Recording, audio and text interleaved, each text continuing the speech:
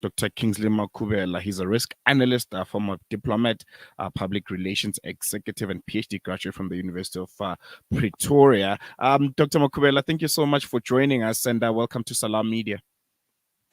Salam alaikum, Slailo. Walaikum salam. First and foremost, before I went to the break, I mentioned that South Africa was one of the 51 founding members of the United Nations back in 1945.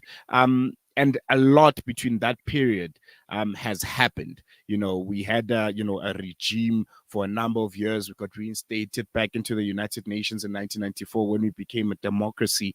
In summary, if you can just encapsulate, our past and current, relationship and ties with the United Nations. In summary, what would be like? What kind of a player is South Africa in the world governing body that is the UN?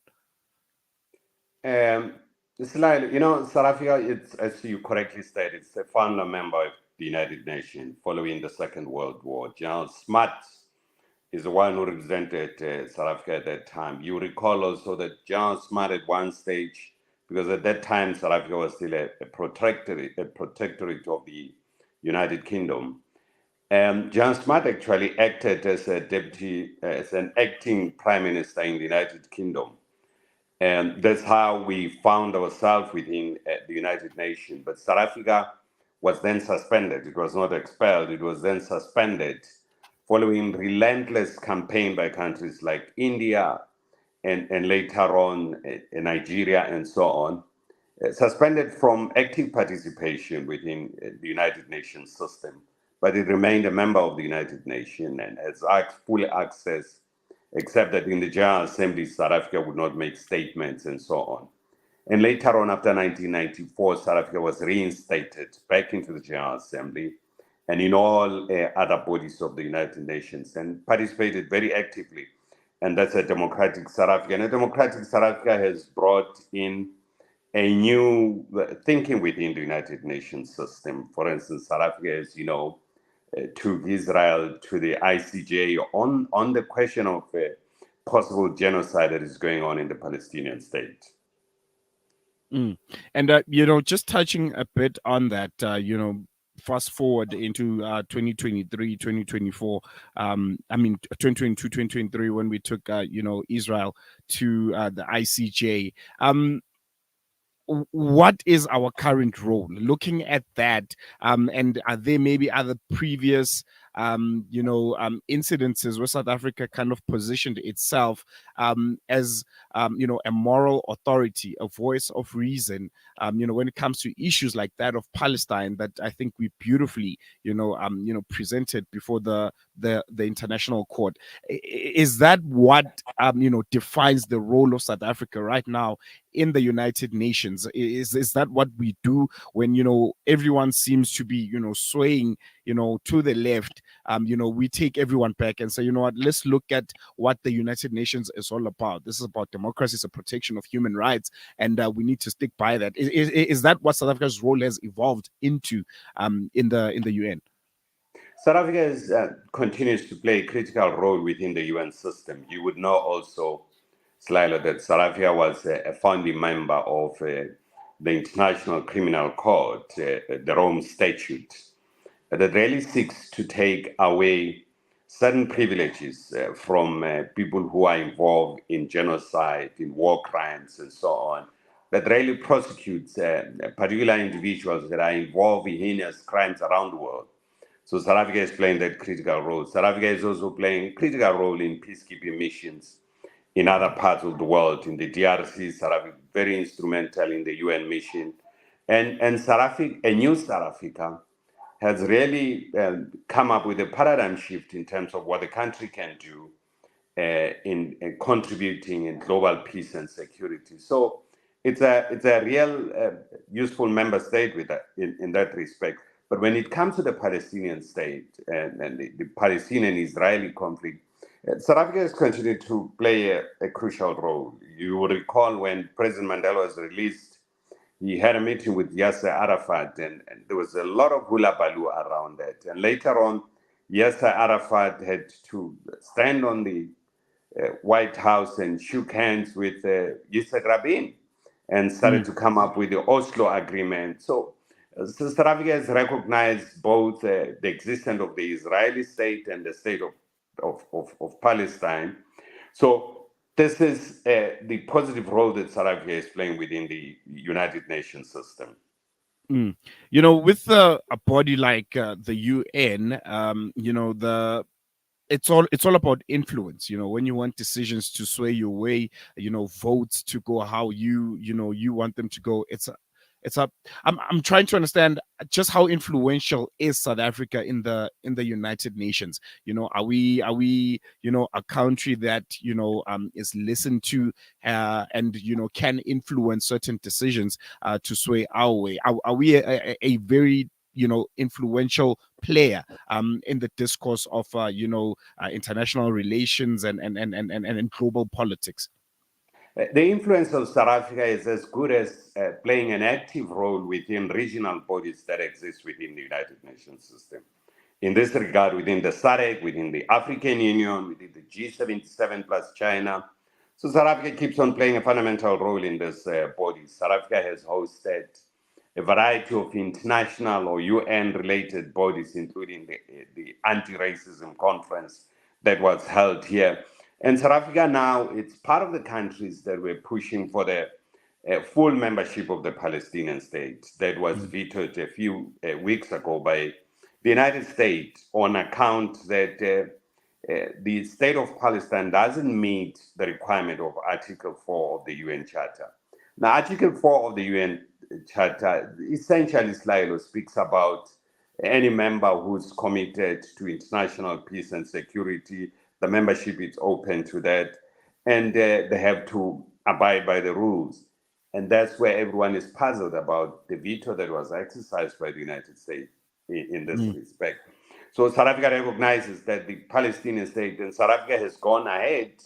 It's among the countries that are recognizing Palestine as a legitimate state. We have a full-fledged Palestinian embassy in this country. Not only us, there are a lot of countries around the world that recognize the state of Palestine. But this exercise at the UN was about the full admission of the Palestinian state into the community of nations at the UN. mm. Speaking about that, every South African president since Nelson Mandela has reiterated the need for the UN to reform, particularly regarding the Security Council. Why do you think this reform is so vital, and what changes would South Africa like, to see when it comes to that regard? Well, there's a recognition that the United Nations, which was really formed following the Second World War, that there are new dynamics that have emerged around the world that needs to be taken into account. There are new powers that have emerged that need to have voice into the United Nations system. And that's why the reform of the United Nations, not only the security, it's the entire system, how it ought to be reformed. And there are different discussions going on around the world in the academia, think tanks, and so on, about this emerging unipolar world, multipolar world, because we've been under the unipolar world of the United States following the collapse of the Soviet Union.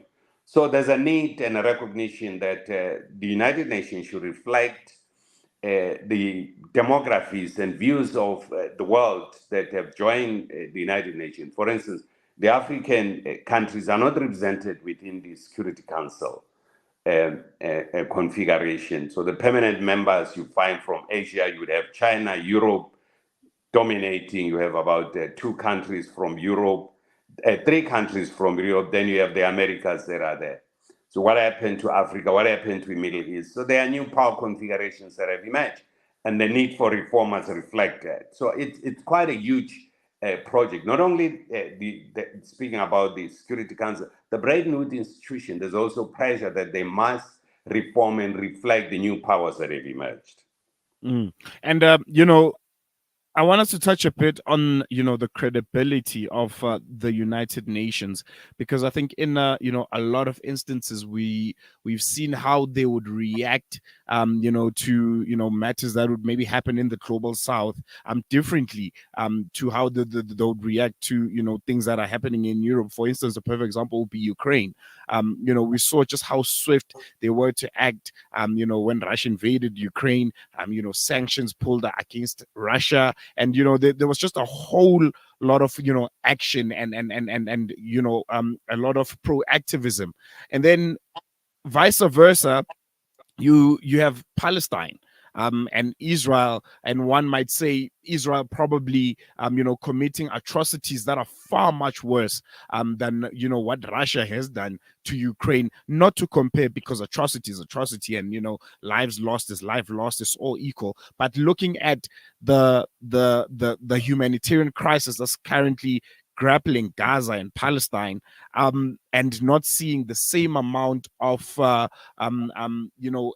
active influence by the UN, and taking charge in making sure that Israel is put accountable, for the lives that are lost, and they're made accountable. I mean, I think it was just 2 days ago when you heard about those mass graves with more than 300 bodies found. We had the same situation in Ukraine. I think it was last year, and there was action. You had further sanctions pulled against the state of Russia, but seemingly with Israel, I think maybe because of who is in the Security Council and how they feel about them, nothing has been done really to hold them accountable. So let's touch a bit on the credibility of the UN itself. Is it toothless, or is it still an organization that the world can look into to say, we have a watchdog, so to say, to make sure that human rights and democracy and the lives of people that are under a lot of occupation are going to be taken care of? Is the UN still a credible organization? The United Nations, as an organization, is a members organization. So the credibility of the United States of the United Nations rests entirely on its membership. And precisely, Slilo, that's why the need for a reform of the United Nations. It's to precisely deal with those issues that you quietly raise. For instance, you're quite correct that about 13,000 children in Gaza have been killed, and the ICC hasn't indicted anyone. And you go across in the Ukraine, so many kids were taken by Russia, according to the Russians, for their safekeeping. And there's an indictment, and those kids haven't been killed. So 13,000 children are killed. There's no indictment for anyone. You're quite correct. 100 people who are queuing to get food parcels are bombed by Israelis. There's no indictment. There's nothing. So the UN system is basically paralyzed. And that's why the reform must really ensure that every country it's held accountable in terms of its behavior. International law is the guiding principle of what the United Nations stands for. So the United Nations relevance would depend on how it adjusts to new dynamics that have emerged around the world and how it's attending to those issues. This kind of behavior and the paralysis that you are seeing within the Security Council is not doing any good justice to the United Nations. But do we have an alternative to the United Nations? We don't. We have to reform it and make it relevant. It's a responsibility of all member states. And that's why the efforts to reform the United Nations is going to be arduous and very, very protracted. But I think it's something that needs to be done for posterity, not for our generation. Future generation must inherit a better United Nations and a better global organization that can address and attend to these challenges around the world. And just lastly, before I let you go, Dr. Makhubela, looking into the future, how do we see South Africa's role evolving within the UN, trying to influence more change? Are we still maintaining what's the status quo of today? That our voice is one that represents democracy and human rights, and always putting, the UN accountable to act on these? Is our role going to evolve as time goes by, where we're going to be a louder, more influential voice in the United Nations, and also our relationship, with the international body? Slilo, the Department of Justice hosted a conference at the beginning of April. And at this conference by the Justice Department spells out the human rights agenda that South Africa has to advocate within the international platform. And my hope is, as a citizen as good as yours, that South Africa must keep on playing this pivotal role in terms of advancing the interests of the poor people around the world, the marginalized people around the world.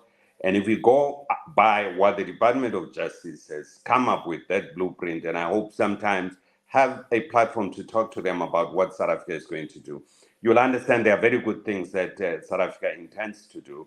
But as South Africa has the institutional capacity to do that, those are issues that we need to ask ourselves as we move forward. But we can only hope, all of us, that South Africa keeps on playing this crucial role. And the role of South Africa cannot be seen in isolation. It must work within the global bodies, within like-minded countries to advance this agenda. I think we're going to leave it there. Dr. Makhubela, thoroughly enjoyed the conversation, and you giving us insight on South Africa's ties with the United Nations. I'm sure we're going to catch up with you very soon, as so many global issues, will be unfolding. But for now, we're going to leave it there. Alhamdulillah. Jazakallah so much. It's Dr. Kingsley Makhubela there, risk analyst and former diplomat, public relation executive, and PhD graduate from the University of Pretoria. Just giving us insight, very, very, very knowledgeable insights on South Africa's ties with the United Nations. South Africa was one of the founding members of the UN. Back in 1945, and then as Dr. Makhubela put it eloquently there, that there was a suspension during the apartheid regime after campaigns from countries like India and Nigeria, who fought for South Africa to be held accountable for the apartheid atrocities that were happening here at home. But also just putting it into perspective, that our role is one that pushes the human rights agenda, and that's where South Africa is going to be remaining. Very, very insightful conversation, and also we touched a bit on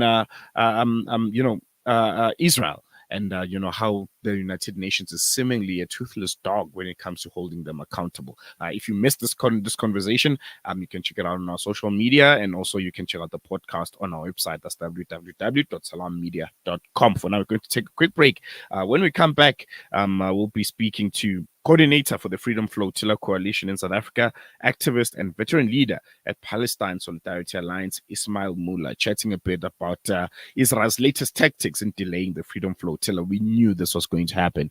As soon as it was announced that there's going to be a flotilla making its way to Gaza to deliver much needed aid, we knew that the Israelis were not going to take it. But Ismail there is going to, just giving us insight on how they're going to combat this to make sure that that flotilla does make its way to Gaza. It was supposed to sail out today.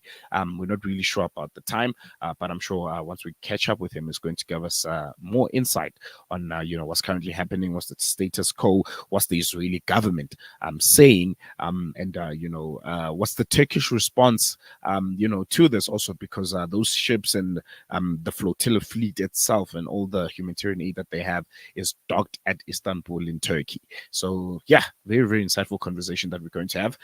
Hope you're going to be tuning in after the break.